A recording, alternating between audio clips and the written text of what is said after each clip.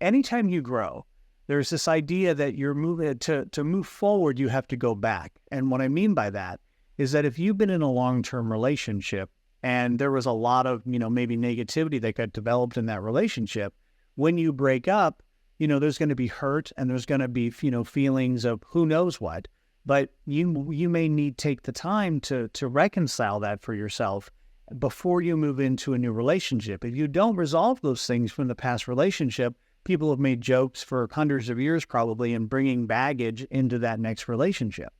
Well, that next relationship can be not just your romantic partners, it can be the companies that you work for. It can be the friends that you make. It can be all of that. And so in hypnosis, we have a concept called imprints. And if you look back at your entire life, there are things that you're going to remember about your life, positive and negative.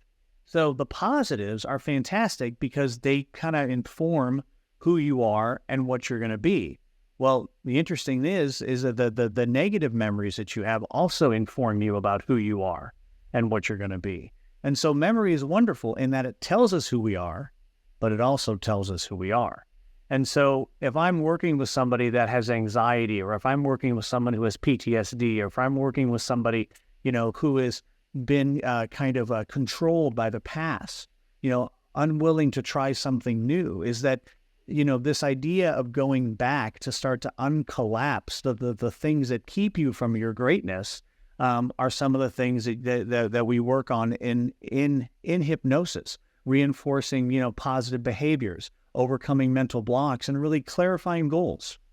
Yeah, great explanation, Sean. Just a question.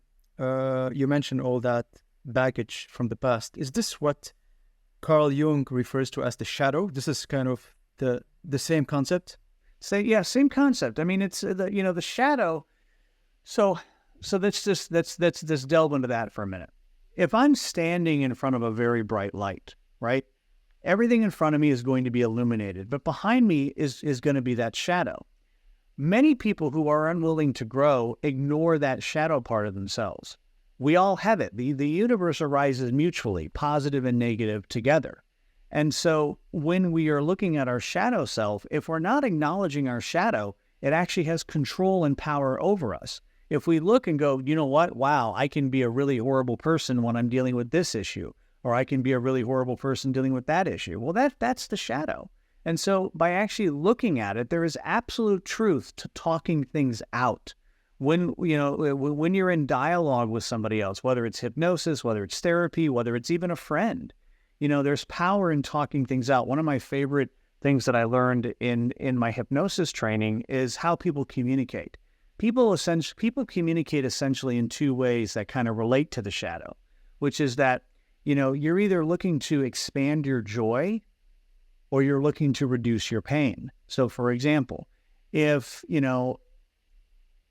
I'm, a family member of mine just passed away, right? Well, if I'm telling you about that, am I expanding my joy or am I reducing my pain?